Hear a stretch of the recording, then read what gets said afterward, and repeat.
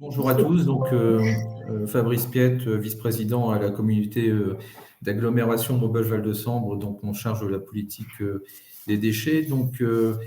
Voilà, on va faire une présentation, comme ça a été dit tout à l'heure, à trois voix, donc avec mes collègues, donc avec Michel Duvaux et Christian Bernard, que j'invite à réagir selon mes propos et en complément. On vous propose quelques diaporamas assez succinctes et puis assez complémentaires finalement de ce qu'a présenté notre collègue de la communauté urbaine de Dunkerque.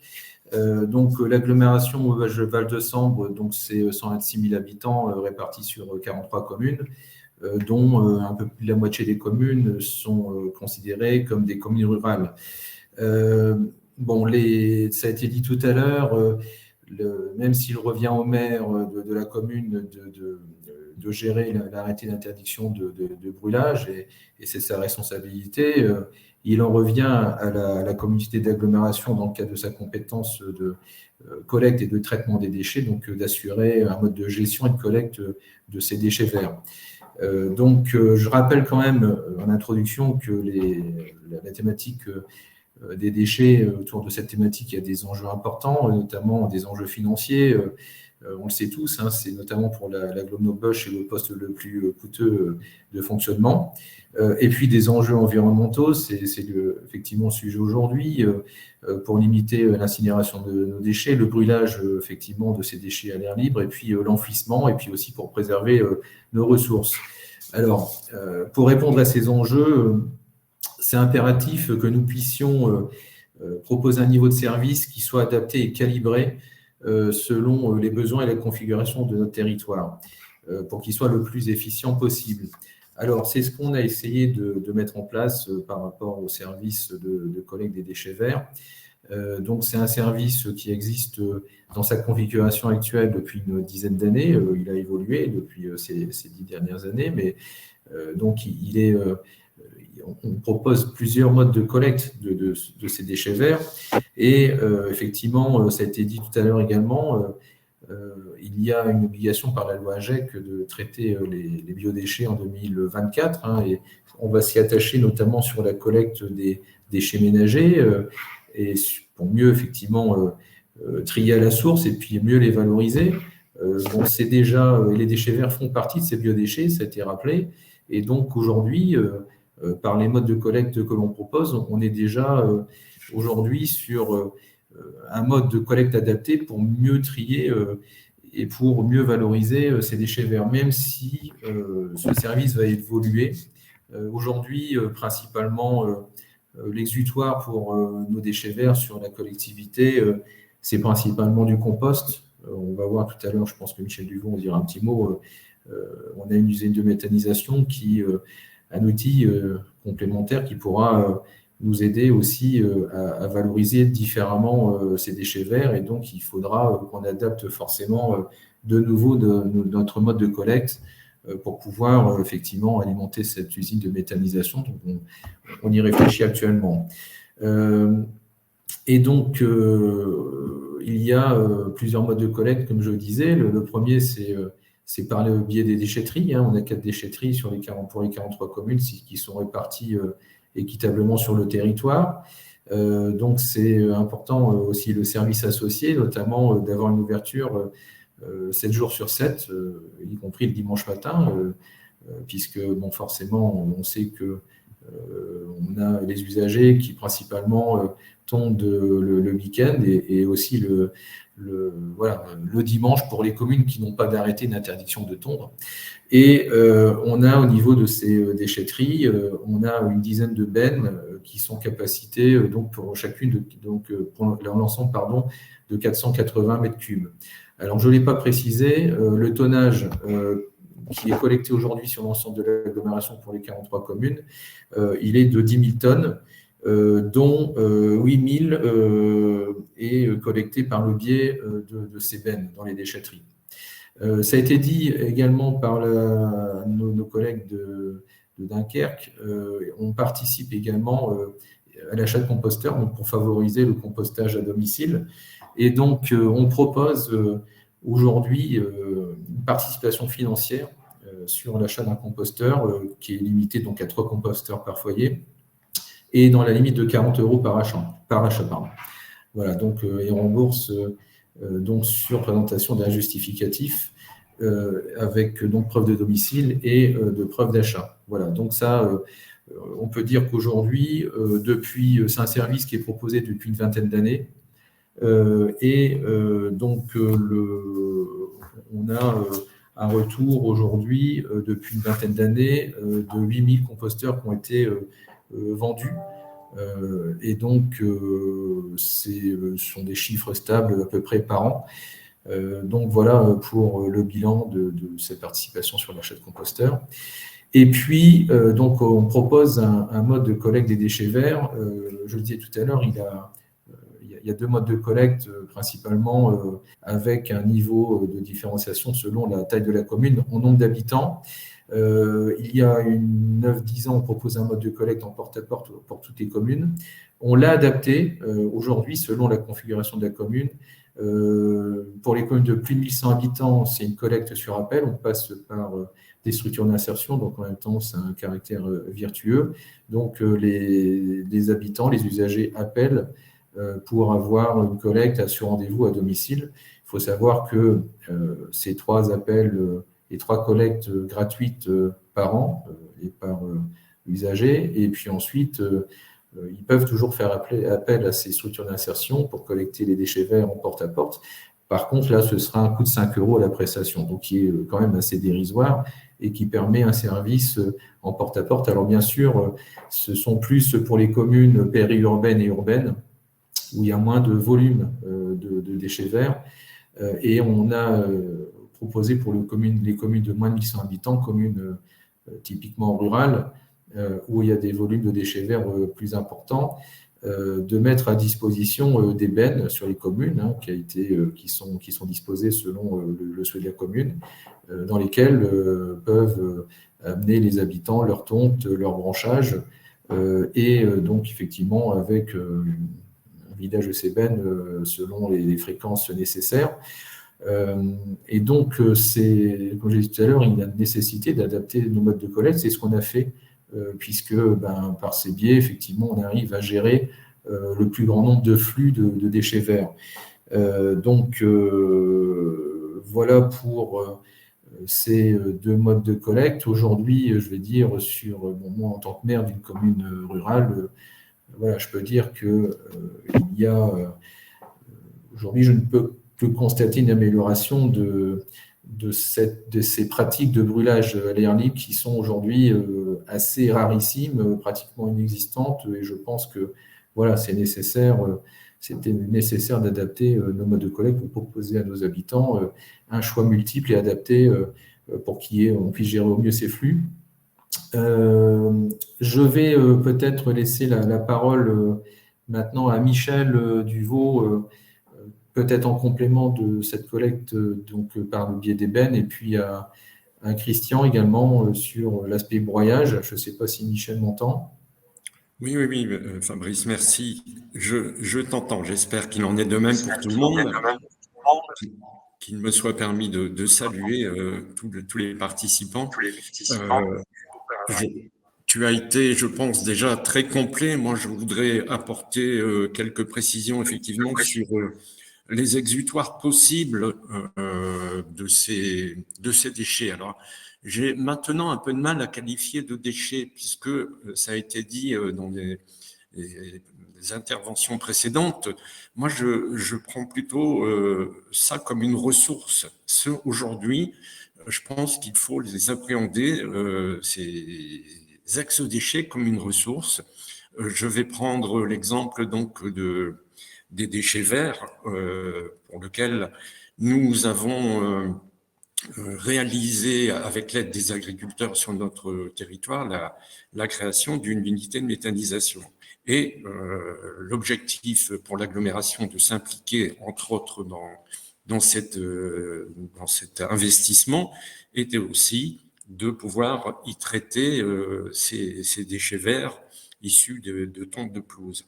Alors, la difficulté pour traiter ces déchets verts, c'est effectivement de pouvoir apporter ces tontes dans un délai raisonnable et surtout d'avoir une qualité, une pureté, je vais dire, du déchet, puisque de l'herbe, puisque effectivement, ça va partir dans le méthaniseur et le digestat qui va en sortir va être donc de nouveau épandu sur les champs, il va servir d'amendement sur ces champs, les champs des agriculteurs. Donc vous voyez, la ressource, elle est vraiment là dans toute sa plénitude, si je puis dire, parce que c'est une ressource, elle va permettre, ces déchets verts vont permettre de produire un biogaz et au final vont permettre de produire à l'agriculture un amendement qui va limiter justement les importations des amendements minéraux et autres qui sont aujourd'hui très frayeux et qui nécessitent beaucoup de déplacements. Concernant le broyage des végétaux, oui, tu l'as dit, Fabrice, on a mis en place, là où nous aussi, un broyage sur quelques communes. Nous avons fait l'acquisition d'un broyeur de végétaux. Et moi, sur la commune, une commune de 300 habitants, on fait du broyage aussi en porte-à-porte de façon régulière ou sur rendez-vous en fonction des besoins. Ceci a contribué grandement à la réduction, voire à la disparition des brûlages tels que ça se pratiquait précédemment. Concernant le broyat, le résidu, donc de ces, il y a évidemment plusieurs possibilités là aussi d'utilisation et encore une fois de ressources. C'est ce qui est utilisé au niveau de la commune pour faire du paillage au pied des espaces fleuris, notamment au niveau du cimetière où le zéro pesticide est pratiqué. C'est un produit qui est bien utile aussi. Et surtout, ce que l'on a trouvé comme utilité, tout à l'heure, il a été parlé de valorisation du bois énergie. C'est aussi une des possibilités de traiter ces résidus en chauffage, à savoir le bois déchiqueté. Il y a aujourd'hui des chaudières qui sont très efficaces et qui permettent donc d'utiliser ce type de broyat, notamment au niveau des communes. Nous, sur notre commune, nous sommes en train d'étudier un mini réseau de chaleur qui fonctionnera avec ce type de résidus.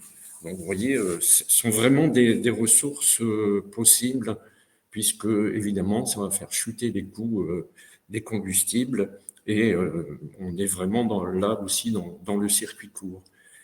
Donc, voilà ce que je veux dire rapidement par rapport à nos actions dans ce domaine. Où je pense qu'il y a aussi une adhésion maintenant de la population par rapport à ces propositions de ramassage et de tri en quelque sorte.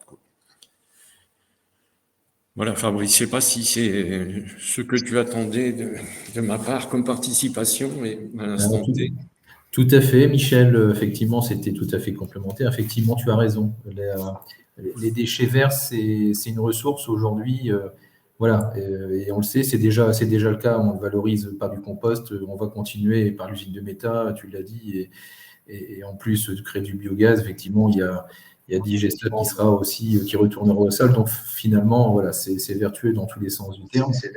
Et le broyage, effectivement, également, j'utilise aussi à Serfontaine et ça, c'est vraiment utile voilà, en tant que paillis. Et donc, ça, c'est important aussi. Et puis aussi, le paillis préserve l'humidité du sol et ça évite aussi l'arrosage et l'utilisation d'eau. Enfin, voilà, ça va, c'est assez complet comme démonstration. Et donc là, pour le coup, je pense qu'on peut peut-être passer la parole à Christian, qui va peut-être nous parler puisque c'est Colray qui a été à l'initiative de la mutualisation du broyeur que l'on utilise. Voilà, donc si Christian, tu peux en dire deux mots. Oui, Effectivement, depuis 2015, on a fait l'acquisition d'un broyeur un peu plus costaud que celui de Dunkerque, puisque le prix d'achat à cette époque, c'était de 32 400 euros, hein, mais qui permet une capacité plus importante.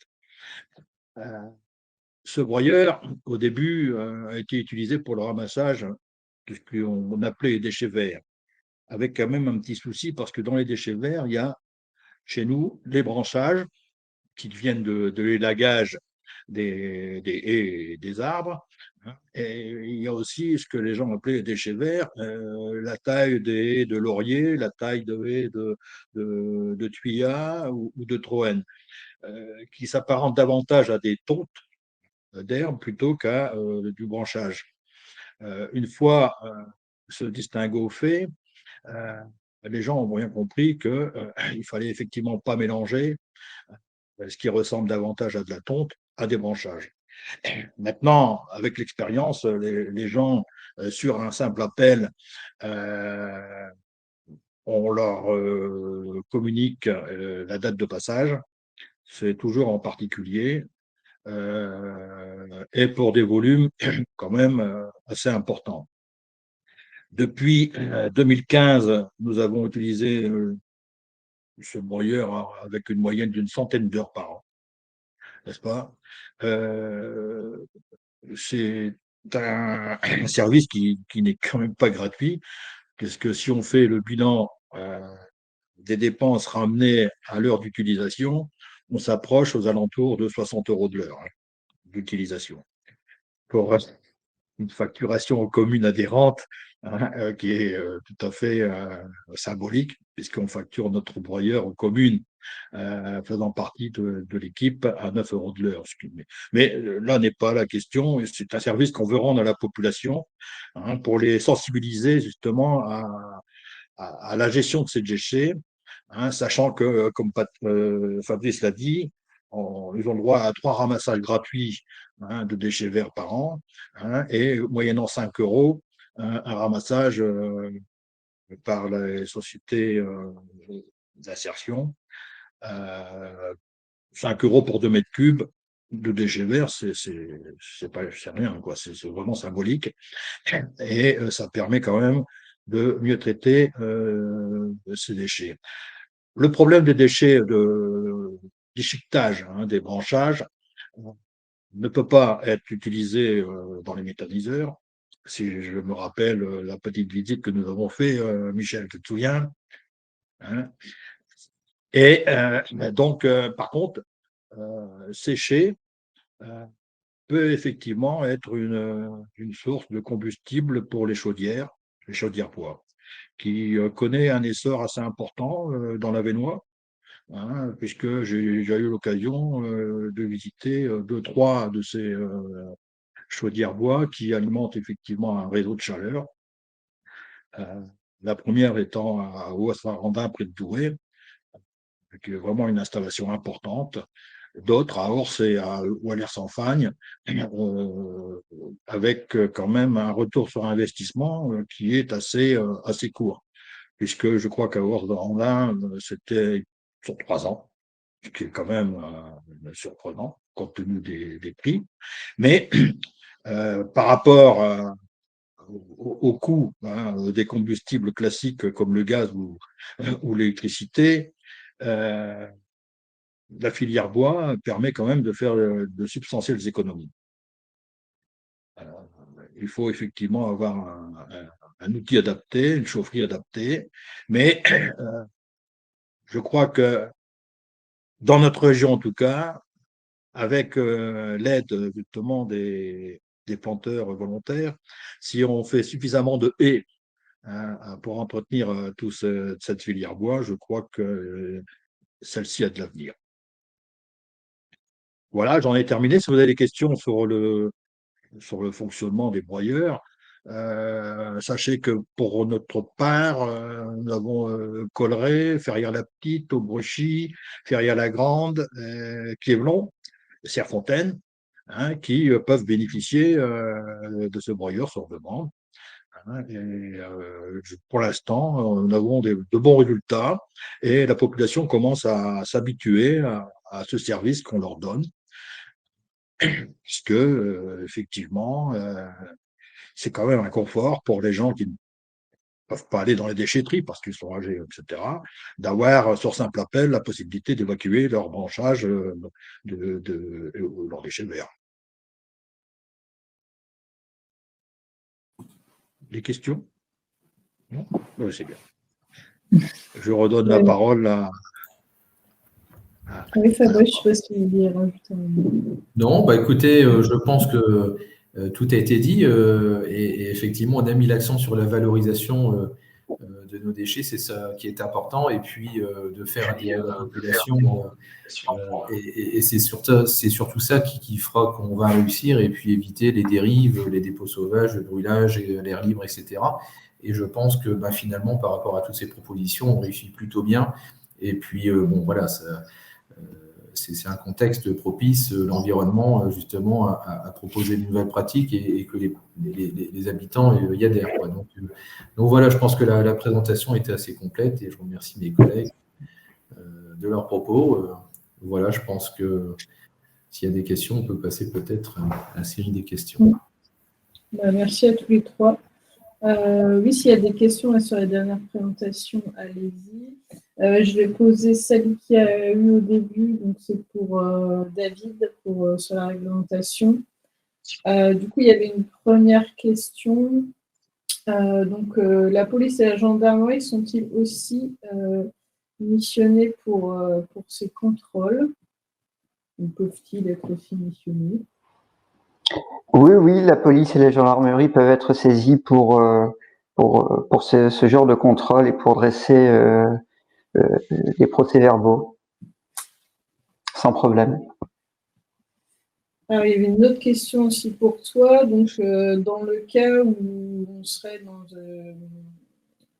une interdiction sur décision locale spécifique par un arrêté préfectoral, donc concernant les agriculteurs, donc s'il y a un arrêté préfectoral qui interdit le brûlage, et qu'il le pratique quand même, est-ce que le montant de l'amende il serait également le même que celui de la 4e classe, ou est-ce que c'est différent pour les agriculteurs? Si jamais, je ne sais pas, ils brûlent pendant qu'on est en pic de pollution, ils n'avaient pas le droit. Comment ils sont sanctionnés? Alors, déjà, s'il brûle pendant le pic de pollution interdisant tout brûlage, c'est sûr qu'ils vont être sanctionnés. Après, le montant de l'amende, il faudrait que je regarde ça dans le code de procédure pénale pour ne pas dire de bêtises, mais je pense que qu'elle doit être identique, oui. Bon, à vérifier. Du coup, on précisera par la suite. Ensuite, donc, sur le rôle du maire, donc, quand il dresse son procès verbal et qu'il l'envoie au procureur, est-ce que c'est ce dernier qui détermine le montant de l'amende ou c'est déterminé avant? Comment ça se passe? Alors, voilà, quoi. Le maire peut mettre une amende forfaitaire, peut lui-même prendre un titre de perception. Hein. Maintenant, c'est possible pour mettre cette amende forfaitaire de 135 € par exemple. Après, le procureur va lui aussi de son côté peut décider de poursuivre ou pas. C'est l'appréciation du procureur. Mais encore une fois, j'aimerais insister sur le fait que les élus, les maires ou les services municipaux ont beaucoup de mal à adresser PV ou à aller plus avant dans la procédure, à aller jusqu'au titre de perception, jusqu'à l'amende, parce que finalement, ça sert à rien de punir ou de corriger si on n'a rien à proposer derrière, en fait. D'où la nécessité de parler de ressources vertes plus que de déchets verts, et la nécessité de proposer aux habitants aussi des solutions alternatives au brûlage, parce que si si dans certaines petites communes il n'y a pas une organisation spécifique pour valoriser ces ressources, les gens continueront à tailler leur haie, à couper et à brûler leurs déchets ou pire à déposer leurs déchets un peu partout et à créer des dépôts sauvages. Donc, c'est pour ça que les maires sont très réticents à prendre des amendes ou à adresser PV, ce que je peux comprendre, s'il n'y a pas force de proposition derrière. En fait, on interdit, mais on propose quoi? Ce qui serait plus facile à faire pour eux, au regard de leur population, c'est quand même lorsqu'ils ont devant eux des phénomènes de brûlage à l'air libre de végétaux répétés, c'est un rappel à la loi, une lettre, envoyer une lettre type à l'habitant concerné ou pour lui indiquer quels sont les effets néfastes pour l'environnement et la santé, et aussi ce qu'il risque d'avoir comme amende le cas échéant. Pas passer nécessairement par l'édiction d'un procès verbal et d'une procédure d'amende ou de type de perception, mais voilà, quelque chose de pédagogique et de vertueux. Je pense que les habitants sont aussi actuellement très sensibles à ce qui se passe en matière de qualité de l'air, en matière de santé. Et ils sont.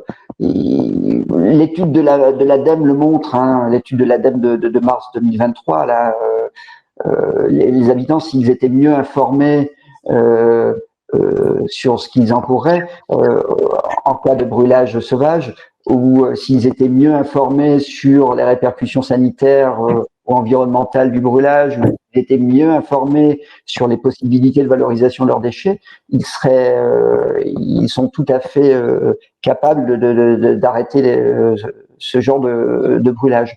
Donc, ne passons pas directement, c'est un peu le conseil que je veux dire, hein, ne passons pas directement à la punition ou à la correction en cas de brûlage, mais un rappel à la loi serait peut-être certainement plus efficace. Mais je veux dire, c'est aussi à l'élu et aux services municipaux, au maire de faire voir qu'il regarde ça de près. Voilà, ne tapons pas du bâton directement, mais en cas de brûlage sauvage de déchets verts, essayons de rappeler les bons réflexes qu'on pourrait avoir. Pédagogie avant tout, ok. Une question peut-être pour toi, Stéphane. Ah, oui. Donc, il y a une question sur est-ce que la pollution du chauffage, donc on a évoqué par exemple en chaudière, est-ce qu'elle est différente de celle occasionnée par le brûlage des déchets dans les jardins? Ah oui, oui, en fait, chaque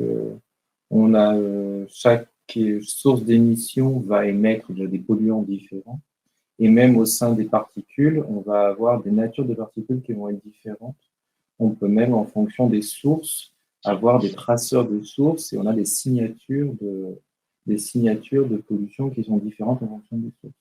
Et puisque même au sein des particules, les ions et les métaux qui vont être absorbés sur ces particules vont être différents en fonction des sources, et ben on va avoir des effets qui vont être différents. Voilà.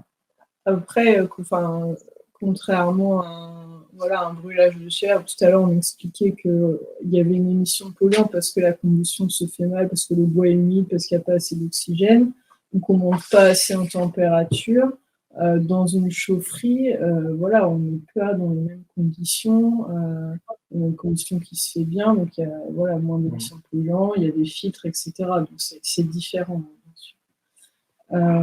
Voilà. Ensuite, donc, on avait une autre question pour la CUD. De la part de Virginie de la CUD à Maubeuge, qui demandait est-ce que le broyat reste toujours chez les usagers ou bien est-ce que les usagers ont la possibilité de faire enlever leur broyat lors des rendez-vous? Dans ce cas, que devient le broyat? Après, peut-être que Christian pourra compléter Michel, mais en tout cas, effectivement, en fonction des communes qui utilisent le broyeur, et notamment à Serfontaine, en fait, on laisse le choix aux usagers. Alors, on fait du ramassage en porte-à-porte, donc des déchets des branchages, qu'on broie ensuite, et on demande aux habitants, à leur demande, soit effectivement ils peuvent récupérer le paillis, ou alors, dans le cas contraire, c'est la commune qui le conserve, et nous, on l'utilise pour nos espaces plantés, pour effectivement valoriser ce paillis, quoi. Donc, c'est au choix. Les usagers peuvent l'utiliser pour leur propre compte, ou alors les communes l'utilisent. Et je pense peut-être que c'est identique sur les autres communes, je pense. Oui, oui, tout à fait. Et même les habitants qui n'ont pas d'élagage chez eux peuvent demander du paillis. Et lorsqu'il y en a à disposition, on peut leur remettre sans aucun problème. Bon, quand il n'y en a pas, il n'y en a pas, mais lorsqu'il y en a, c'est arrivé plusieurs fois. On a mis à disposition des gens de la commune de Collerette. J'en ai pas eu de demande des autres communes, mais ça peut se faire, effectivement. Pour compléter aussi, parce qu'effectivement, quand on a, je veux dire, acheté ce broyeur par le biais du schéma de mutualisation, on a, c'était à l'origine aussi pour éviter l'utilisation des produits phytosanitaires, puisque le paillis, effectivement, est utilisé pour aller, comme je disais tout à l'heure, effectivement être étendu sur les espaces plantés pour éviter justement de… Bon, voilà, ça évite de désherber, et puis d'utiliser des produits phyto d'ailleurs qui sont interdits aujourd'hui, quoi. Donc c'était ça un peu aussi le but à l'origine. Ok, puis une dernière question, puis après on va terminer. Du coup, plus pour Raphaël et les planteurs volontaires.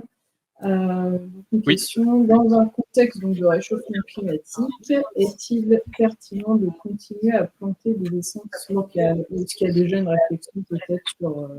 Oui. Alors, c'est un peu compliqué de répondre à cette question, je vais vous expliquer pourquoi. Il y a pas encore en fait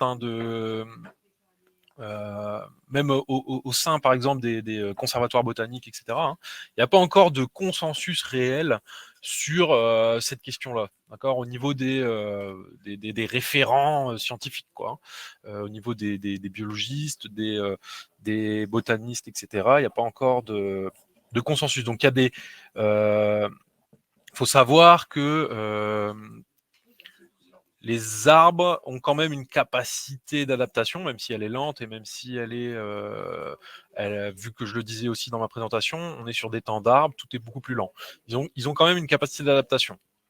Nous, on voit déjà sur nos plantations des changements de comportement quand même. Par exemple, tous les arbres qui ont quand même un besoin, moi je parle du contexte agricole, donc je parlerai pas du contexte forestier, c'est pas mon domaine, donc moi c'est vraiment en agroforesterie. On voit par exemple quand on plante du charme, arbre qui se portait relativement et même très bien en contexte agroforestier il y a 7 ans, 8 ans. Aujourd'hui, avec les stress hydriques des périodes estivales, c'est un arbre qui a tendance à aujourd'hui moins bien se comporter dans un champ qu'il y a quelques années. Ça ne veut pas dire qu'il ne pousse pas, ça veut dire qu'on constate quand même au niveau des taux de reprise, les taux de reprise, donc c'est quand les bourgeons sortent au printemps, on peut estimer sur une plantation de l'année ce qui a survécu et ce qui n'a pas survécu.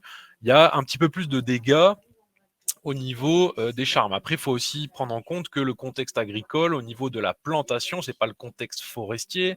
Donc, les arbres, ils sont dans un milieu un peu plus hostile, dans le sens où ils sont installés sur des sites en pleine lumière, etc. Donc, ils n'auront pas les mêmes dynamiques de pousse. Ils vont avoir tendance à aller chercher de l'eau beaucoup plus profondément en contexte agroforestier qu'en contexte forestier. Donc moi, je pense que ça a du sens parce que aujourd'hui, on ne peut pas prévoir encore ce qui se passera. C'est compliqué de prévoir ce qui se passera dans 50 ans. On peut pas partir du principe qu'on va arrêter de planter du hêtre parce qu'on estime que peut-être dans 50 ans, le hêtre n'aura plus forcément sa place. Voilà, donc nous, on continue d'en mettre. Après, on fait des tests aussi, hein, on se permet de faire quelques tests. Nous, on n'est pas des chercheurs, mais bon, on se permet de faire quelques tests, voilà. Faut savoir quand même qu'au niveau des ressources arborées, les arbres, on parle souvent du contexte climatique, on parle peu du contexte pédoclimatique. Donc les arbres, ils sont de nos régions, hein, ils sont adaptés au climat, donc on peut se poser la question avec le changement climatique, est-ce qu'ils le seront toujours plus tard, mais aussi la question du sol. Et les arbres locaux sont adaptés aussi au sol de nos régions. Donc voilà, il faut mixer ces deux éléments, hein. Il n'y a pas que le contexte climatique à prendre en compte, il y a aussi le contexte du sol et de sa composition. D'accord ? Introduire des espèces, par exemple, je ne sais pas moi, méditerranéennes, qui seraient plus adaptées à un contexte climatique plus chaud, pourrait être problématique parce que les sols de notre région ne sont pas du tout les mêmes que les sols méditerranéens, par exemple. Voilà. C'est ma réponse à cette question. C'est que je pense que ça a encore du sens, mais il faut quand même être observateur des espèces qui ont plus ou moins de capacité d'adaptation. Il y a aussi des espèces qui ont un spectre d'adaptation beaucoup plus large que d'autres. Voilà, donc c'est ces espèces-là éventuellement qu'il faudra favoriser. Mais il ne faut pas s'empêcher, je pense, de faire des tests. Après, il faut aussi savoir que les arbres locaux, au-delà de leur capacité à gérer l'augmentation de chaleur, restent dans les systèmes, dans les écosystèmes de notre région, restent ceux qui sont le plus adaptés aussi pour l'accueil de la biodiversité. Voilà, donc il faut aussi prendre en compte ça. Introduire des espèces méditerranéennes dans les écosystèmes de notre région, ça pourrait être problématique aussi pour l'accueil de la biodiversité de notre région. Voilà ma réponse. J'espère que j'ai répondu à la question. Oui, on voit qu'effectivement, on couvre beaucoup de champs thématiques différents et voilà, on touche vite à d'autres enjeux. Écoutez, il n'y a plus d'autres questions.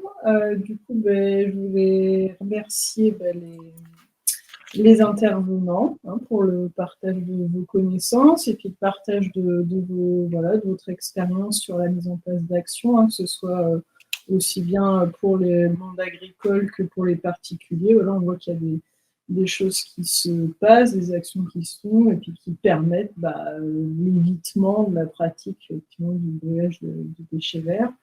Voilà, donc je vous ai remis un peu mes coordonnées. N'hésitez pas à suivre aussi un peu l'activité de la PPA. Voilà, on a un compte LinkedIn, on est présent sur les réseaux sociaux, on a une newsletter si vous êtes au courant des prochains événements. Voilà, je vous remercie à tous et aux participants d'avoir été présents. Et puis, bonne journée, bon appétit, et puis à bientôt. Merci à tous et au revoir. Bonne journée. Au revoir à tous, merci.